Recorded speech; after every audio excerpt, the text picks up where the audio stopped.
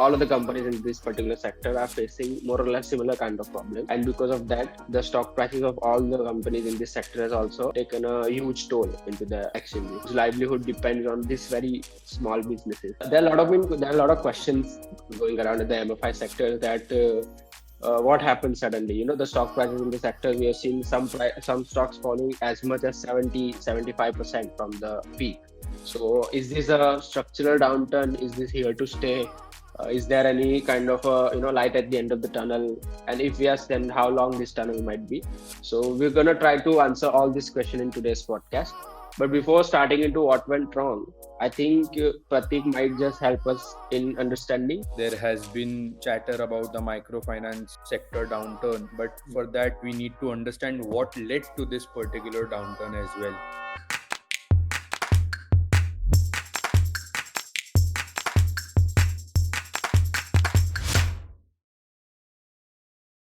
Hi guys, this week we are back with another common sense podcast by Rupeeting.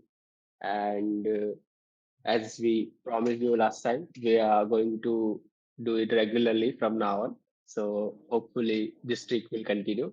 And this week we have Harsh and Pratik. Hi Hi guys. guys. I Hi think guys, after a someone long just time. coming from holiday. But yeah. Happy New Year to you guys as well. Happy New so Year. I Happy New Year.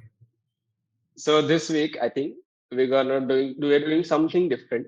We're talking not about a company but a sector, because I think the all of the companies in this particular sector are facing more or less similar kind of problems. And because of that, the stock prices of all the companies in this sector has also taken a huge toll into the exchanges. So this is a microfinance sector that we're going to talk about, which basically serves the very bottom end of the pyramid of the Indian economy. So this comes to your rural, not even tier three cities. This is particularly rural areas where they give loans to people with little to no credit history. These are your provisional store owners. These are your vegetable vendors and people like those. Whose livelihood depends on this very small businesses. It can be a fish seller from West Bengal to a, I don't know, uh, chanawala from Bihar. I don't know. This can be many, भाई anyone. ये क्या था? एक second, fish वाला अरे होते हैं from भाई. West Bengal वाला from Bihar. Crazy. It's a very prominent profession na, in that part of the region. That's why. Huh? ऐसा So पॉलिटिकल रैली चल रही है. no, bro, no. This is not a political podcast. This is a financial podcast. So we'll stick to that. And by the way, I think this we will just say it in the start of this video. This is not for any recommendation. This is just for an educational purposes Educational purpose. and entertainment. If we pass for that. So I think there are a lot of questions going around in the MFI sector that what happened suddenly. The stock prices in the sector, we have seen some stocks falling as much as 70-75% from the peak. So is this a structural downturn? Is this here to stay? Is there any kind of light at the end of the tunnel? And if yes, then how long this tunnel might be? So we're gonna try to answer all this question in today's podcast.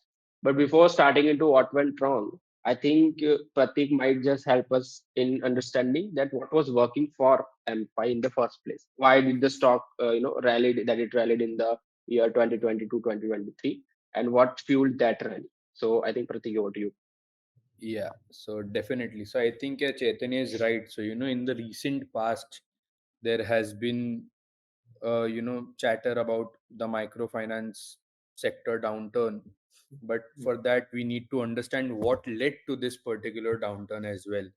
So before this particular downturn, after during COVID, definitely again the sector was in a downturn because people were not able to pay, and the financial conditions of a lot of people were not good in the COVID. So hence the company was facing problems. The sector was facing problems. But then after COVID, there was a rebound because rural economy, showed some signs of improvement, and there was pent up demand. There was reverse labor migration towards the rural areas, and at the same time government was also giving a lot of support to the rural economy, and by giving freebies as well. So Hmm. that led to, a huge demand for microfinance loans from the rural segment especially. And because of this particular thing, I think there was an AUM growth of around 20 to 30% across the sector, not just one specific company, Hmm. but I think almost all the companies in the sector were you know recording an AUM growth of 20 to 30%. But at the same time, what was happening was, because there is higher risk associated with such loans, because the borrowers essentially, as Chaitanya mentioned, are the people who are at the bottom end of the pyramid of our economy. So obviously there is going to be higher risk of and uncertainty for the company, to if whether the customers will repay their loans or not. So MFIs generally, used to charge higher interest rates in the range of around 22 to 24%. And Hmm. obviously this is a lot of burden, for people, especially, giving loans to the bottom pyramid of the economy. But yeah, and at the same time, the MFIs itself, they used to themselves get funding or themselves borrow at a cost of around 11 to 12%. So I think at the same time, the these MFIs were earning an net interest margin. The difference between their lending and their borrowing came to around 10 to 12%, which generally, is a 4 to 6% typically for, our banks like HDFC, ICICI. So, we can see that there was almost double the NIM they were earning from banks. So yeah, so just to Hmm. give, some stats at the same time, I think the AUM growth for companies like Credit Access, which is, the leader, had 26%. But at the same time, then there were companies like Spandana Spurti who gave a growth of 36% CAGR within the past 2 years. And NMs, as I mentioned, were in the range of 12 to 13%. And profits for all the companies have, grown at a CAGR of more than 100%, just because of Yeah. this crazy 10 to 12% NIMs. So yeah, and Hmm. because of that, because the industry was seeing, such healthy NIMs, there were a lot of lenders, who were lending at high rates. There was rapid AUM growth, and they were showing multifold increase in profits. But then, there has to be a stop to this Hmm. also, because not everything can be so easy. So Yeah. yeah, Chaitanya, if you could just Yes. Yeah. So no free lunch in the market, right? yes, So I exactly. think, as you mentioned, the couple of main factors, the high AUM growth coupled with the higher margins, then of course it's gonna uh, play out into an operating leverage kind of situation, and the profit, as we said, 2x, 3x, 4x for a couple of years had happened. But I think that also brought in some kind of recklessness among the borrowers, because of course if you want to beat the industry growth rate, then you have to lend very aggressively, and in that aggression somewhere credit standards might take a hit. So that actually did happen. And there's this saying that every time MFIs or some sectors like this goes into the downturns, it's something on the other. In 2016 it was demonetization. 1819 it was some the IFN sorry, ILNFS IFNLS crisis, yeah. crisis. Yeah. ILNFS, yeah. Yeah, whatever. Then again, pandemic and all those things. So everyone was saying that yeah, MFIs बिचारों का कोई सुनता नहीं है. But I think this time around, themselves there to blame, Their own doing. because yeah, their own doing kind of thing. Because what happened is loosening credit standard resulted in the customers becoming over leveraged. So just a stat, there are some borrowers who has taken this kind of MFI loans from four plus lenders. So a customer of Credit Access Grameen has a loan from Fusion, has a loan from Satin, has a loan from Spandana Spurti and Bandhan, or even more companies. So single customer and 4 5 lenders. That's a lot of money to the guy for a chanawala. and Yeah. And what also happened is, in the recent years, the industry standard shifted from Aadhaar as a primary KYC document to election card, because Aadhaar is still, I know it's a big number and all, but voter ID was a simple, like a quick fix to verify the clients, that borrowers, I mean. And but what happens is election cards are easier to replicate because there are a lot of duplicate cards and all, and there's not a security as much as Aadhaar. अरे तो So ये government ने नहीं सोचा? no, but it's that's the thing, na. It's the industry standard. There's this SRO called self-regulatory organization which regularize the industry. Okay, now it's the hmm bank's job to verify the client. Okay, hmm there are KYC guidelines, there are approved document list.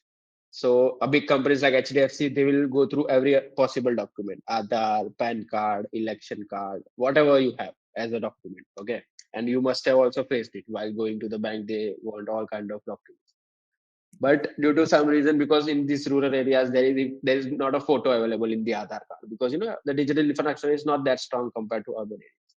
So there are Aadhaar cards without photos, or photos which is like closely unrecognizable and all those things. An election card is there, it's been there since many years, right? Aadhaar is like comparatively new phenomena, not that new, but yeah. But because of that, the industry shifted to election card, and election card was very easier to duplicate. So there were more than 2, 3 election card. People faked it, and then they also took out multiple loans with those multiple IDs, and hence increasing default because of course they are not able to pay it. And what also happened in areas like Punjab and all, there was for the election purpose, the government there announced recklessly that सबका loan माफ हो जाएगा, ठीक है? तो then these people went berserk that we're not gonna pay because the government has said, and we want more loan because yeah हमको करना है काम वगैरह. So for them it's like a free money, free money. but the yeah so the companies who are focused more on the Punjab and all those things, they have faced even more issues. But the bigger companies, though must be a regional problem, the bigger companies like Credit and Satin and Fusion, they must have they have the diversified revenue growth. Most of these companies are focused on the market, like your UP, Bihar, and West Bengal. Those companies. So the two key reasons that happened, that is the loosening credit standard coupled with this ID card fraud, we can say. But I think that's not all. There were other things also. There's something called as ringleaders, intermediaries, which are the kind of a distributor for your loan, because bank, it's not physically possible to reach out to multiple rural areas. So they appoint this one particular person or an agency with a couple of people, which are called ringleaders. So so what used to happen is customers used to pay to this ringleader, but then these ringleaders used to default on the bank. So on the bank's balance sheet, it used to be even bigger वसूली भाई. loss. Yeah, so they were trying to exploit the system for the personal gains, whatever. Then again, hmm the ones who were loyal to these banks, who were paying this kind of things, they had a high attrition because industry was going through a AUM growth. So every company was paying everything. So attrition happens, it goes, the client also goes with the distributor. And there were some other areas which were not in the favor of MFIs, by the way. They're not fault, which was the heavy floods and rains and all these things. Now, rural economy, we all know, depends on agriculture. And the floods and everything is the main culprit of their earnings. That also happened, if you remember, even just the other day, I was talking to one of our colleagues in Chennai. They're still raining. So, I mean, that also contributed. So when it rains, it pours kind of system happened with the MFI sector, and yeah, and then we're seeing all the problems that will occur going forward.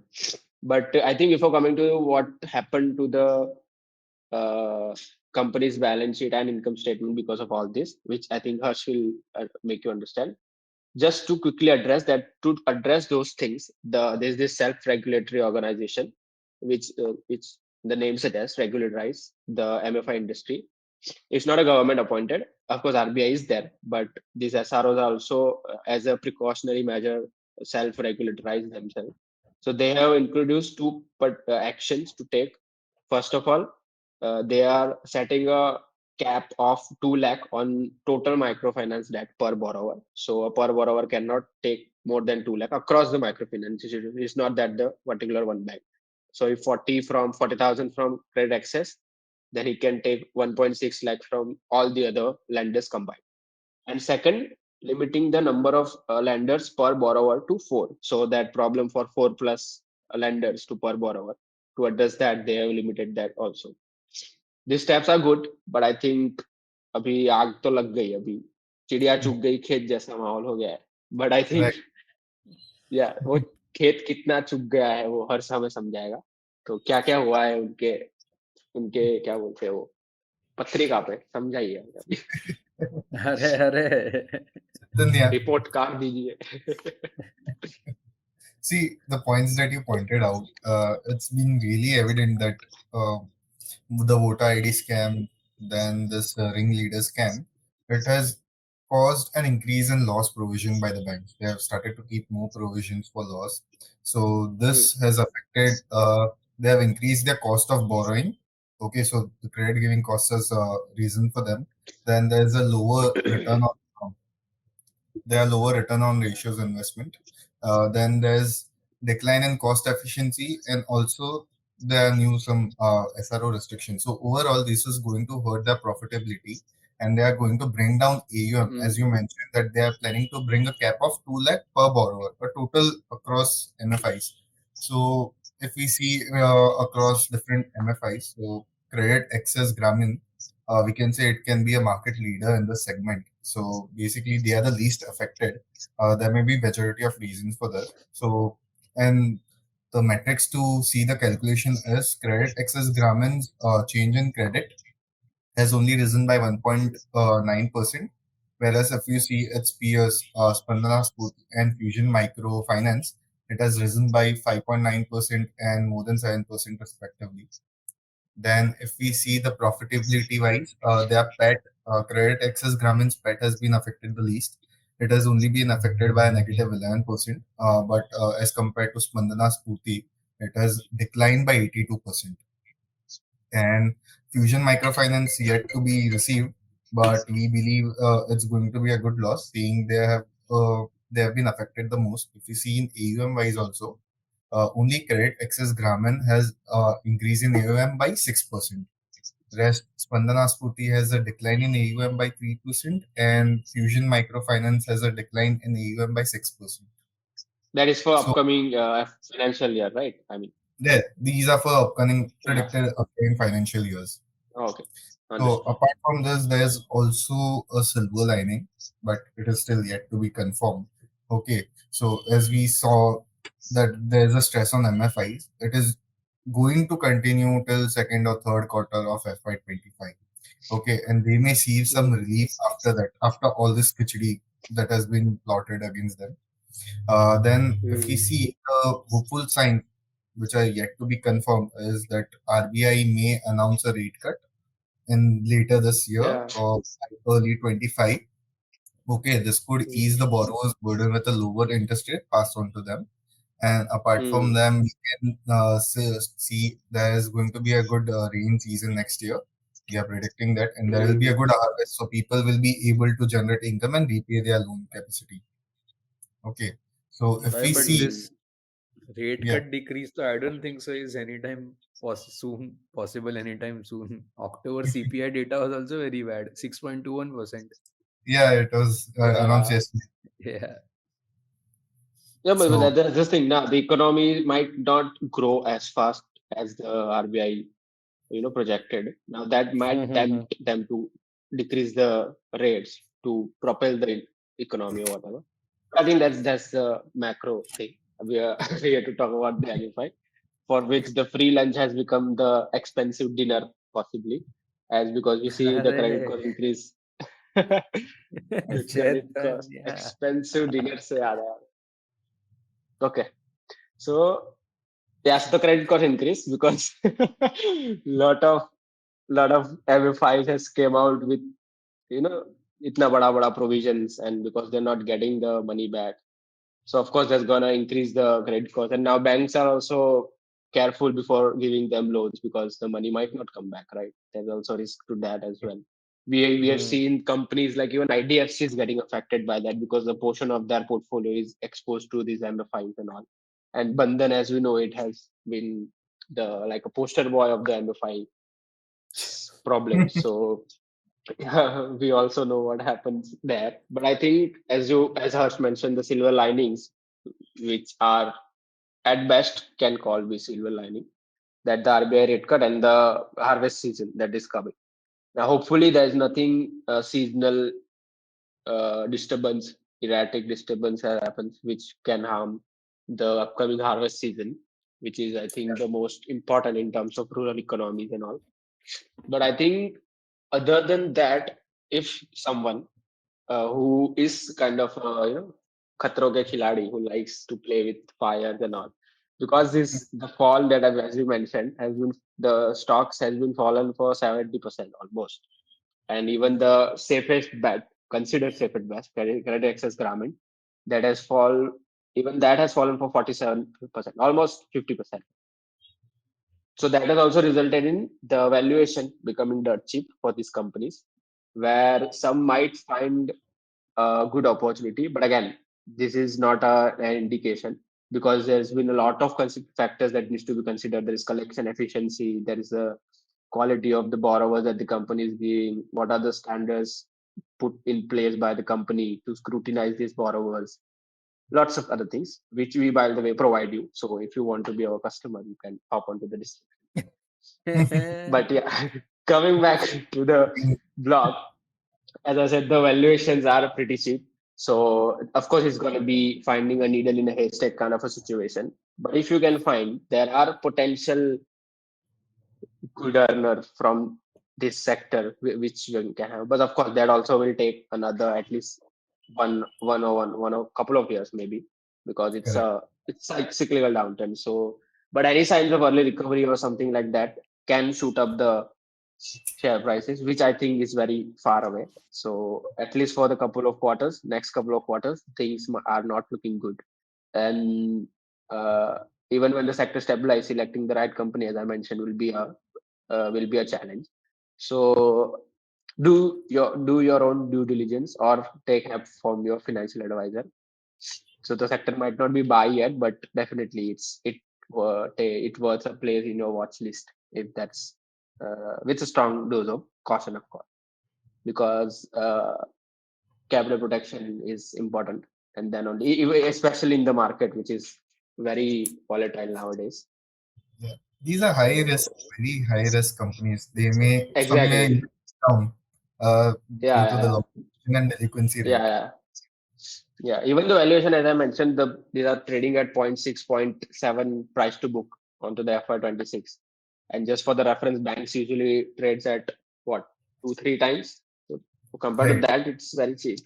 But I think there's a reason why these are cheap. Yeah, So but if, as mentioned, the current CPI data, if the RBI does not yeah. cut, some banks may face liquidity issue due to the rising cost. So yeah, we And the consumer data is also, I think, it's not supporting that much. And we know the companies like Bajaj Autos and others coming with cautionary tales. So yeah, but something to search for, I think. And think we will wrap there. Otherwise, this can turn into an economic discussion, which can take another half an hour. So I think we're so gonna wrap this time. We will see you in the next one. Do like, share, subscribe, and buy our products basically. Yeah.